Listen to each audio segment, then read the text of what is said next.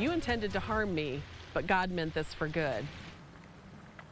Peace flows from tragedy as a woman seeks to redeem the worst day of her life into a day of hope.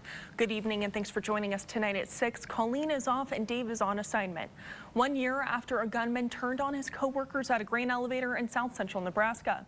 Steve White reports folks chose to honor today as a new start. A tragic workplace shooting wasn't the end of the story, but a new beginning, a chance to sow seeds of hope in the garden of peace.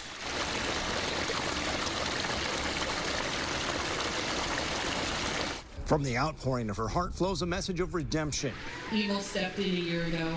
Kelly Kepke lost her husband, but says that wasn't the end. God will bring joy out of mourning. You know, it says that in the Word, and we're clinging to that hope. Darren Kepke was one of 2 employees killed at the Agrex grain elevator that day. State troopers say heroic action ended the violence by returning fire, taking the gunman's life. There could have been so many more lives lost that day, and there wasn't.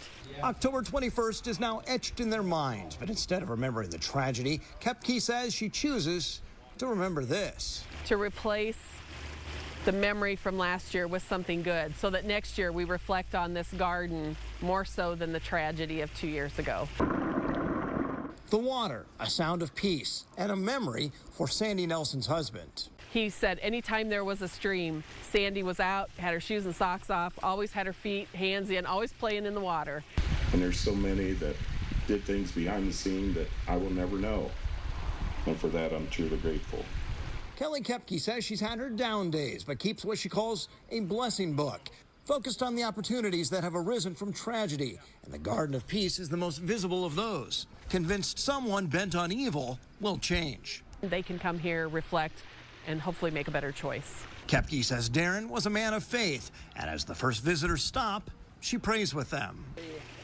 To heal, to move forward, you know, if they've got that bitterness or that anger, that unresolved, all those questions, a place to maybe come and find peace.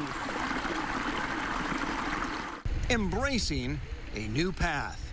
Reporting in Superior, I'm Steve White.